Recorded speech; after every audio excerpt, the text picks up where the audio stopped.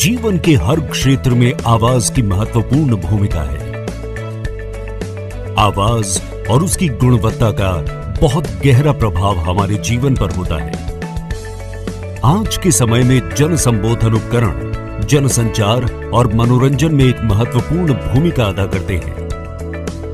Ahuja radios की दुनिया में आपका स्वागत है।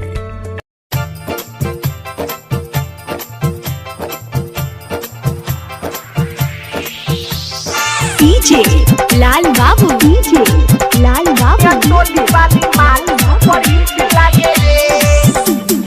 समस्तीपुर, समस्तीपुर,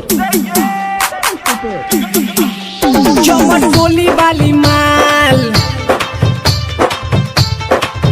कोहट टोली वाली माल, मुनिया टोली वाली माल, मलिया टोली वाली माल,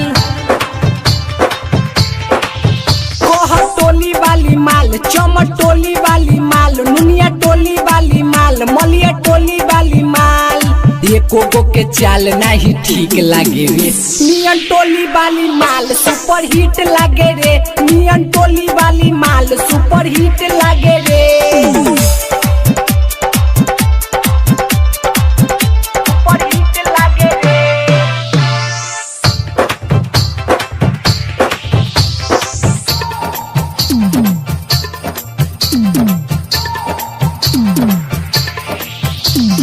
डीजे लाल बाबू, डीजे लाल बाबू, डीजे लाल बाबू,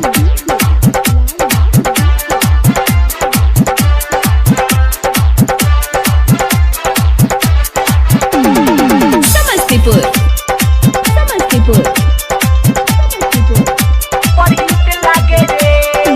कातिल जवानी रहे ओकर, मार के गइल दिल पर ठोकर। करब हम ओकरे से शादी, नाही तो होई बर्बादी।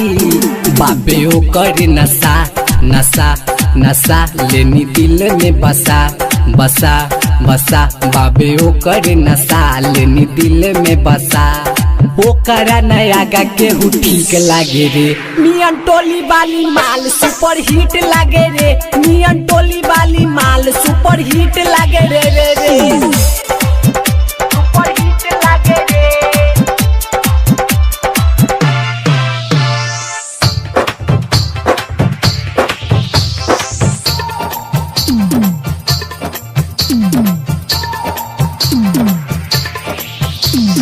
डीजे लाल बाबू, डीजे लाल बाबू, डीजे लाल बाबू,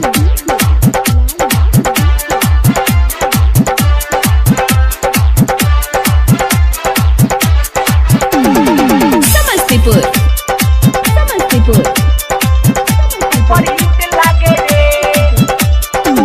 मारेली सेंट गम कौआ, हिलेला ओकरा से गौआ। चलेली नागिन जैसन चाल रे, लागे कि लेली परान रे। बात कहिले सीधा सीधा सीधा, दिल हो गइल बा फिदा फिदा फिदा। बात कहिले सीधा, दिल हो गइल बा फिदा। अजीत बिहारी के उ ठीक लागे रे। नियन टोली वाली माल सुपर हिट लागे रे। नियन टोली वाली माल सुपर हिट लागे रे। डीजे